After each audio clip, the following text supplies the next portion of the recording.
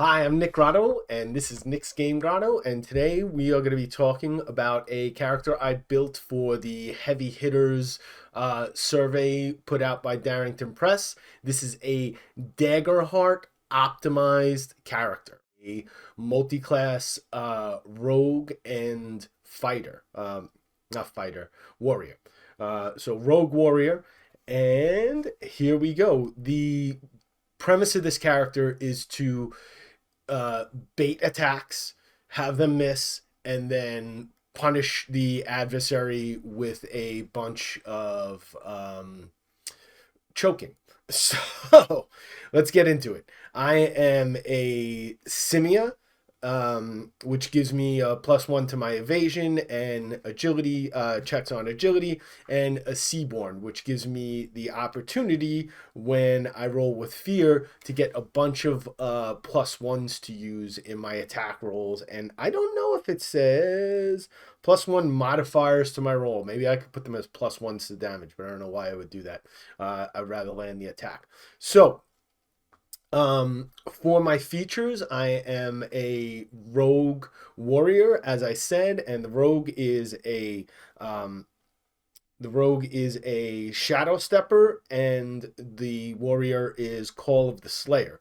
What that means is I get to hide, I get sneak attack, which adds at least one d6 to attacks that I do with sneaking.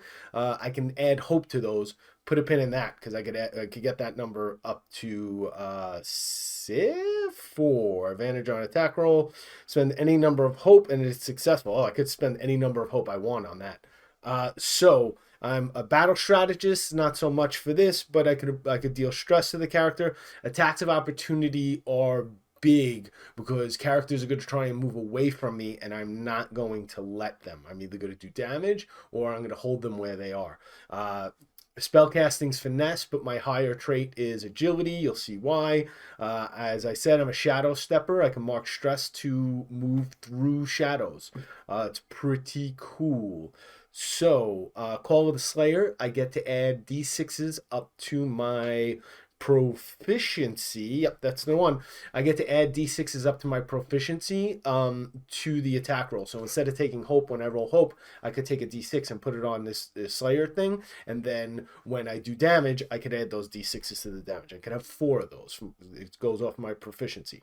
All right, that's it for the class stuff. We're gonna go over the main stats. My evasion is 17, very high. So I'm really gonna be like put myself out there and trying to. If I'm not sneaking and getting in an attack before they even know I exist, the idea is that like enemies are gonna be swatting at me because I have this little armor class and like no hit points, but like super high evasion. So they're gonna want to get those hits in, but they're gonna miss those hits, and I'm gonna punish them for missing those hits.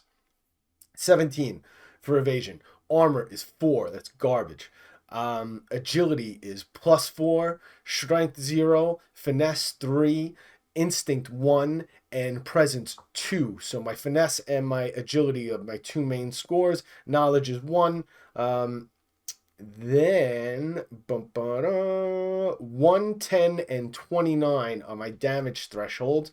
I do damage with advanced glowing rings. I put my stuff up to tier 2 weapons. So I have advanced glowing rings. I get +4 on the attack, and then 4d10 plus 15 to damage. That's my primary weapon. My actual primary weapon, the one I imagine I'm going to be using for my main stuff, is the secondary weapon, which is the advanced whip. That's how I'm going to get my chokes in, right? So that's a +4 to hit as well that I get to add to those. And then it is 4d6 plus 11 to start off the bat. The average is that. So for my experiences, I picked Acolyte of Loviatar, and I got +4 in that. I feel like I could use that for a lot of stuff, but that really depends on the GM. I'm a pirate, +1 to pirates, and I'm an interrogator and infiltrator. When I built Halali, the character that this is based on, she was a divine soul sorceress, Crinty pirate half elf, right? So, let's get into the fun stuff, the domain effects, right? I picked nimble because I wanted to raise my evasion. Again, I'm doubly nimble. Stealth expertise. When I'm stealthing, if I roll with fear, I could turn it into hope. And I could do that for a character that is very close to me. So if they, I got to mark a stress to do it, but I can do it. I can shadowbind the character. So on a spellcast roll, if I succeed, I can restrain the character by pinning their shadow in place. Very cool. So now I got a restrained character and I can phantom dodge. So whenever somebody attacks me, this is why I'm trying to get people to attack me. Because when they phantom dodge and miss, I do for free get my hide and sneak attack in. And then when I have my hide and sneak attack, I have advantage on my position. I've successfully positioned myself behind the creature that's about my size. I can mark a stress, but I'm hidden, right? And I'm getting my sneak attack. And then put a choke on and make them temporarily vulnerable. So they're vulnerable, attacks have advantage, and I added everybody who attacks the character after that adds 2d6. I'm adding 2d6 to that, right? I assume the 2d6 comes when I get the chokehold in, right? So I'm saying 4d6 plus 4d6 if I have enough hope for my Slayer, plus 2d6 for the chokehold, plus at least 1d6 for my wait a minute. 4d6 for the Slayer. Where'd that 1d6 come from? Oh, from the sneak attack. So right. Oh, so I can add more to that as well, right? So if I have hope, I can be doing potentially, if without hope, I could do 11d6. That's 33 plus 11. That's 44 damage right off the bat. And then every attack afterward is 2d6.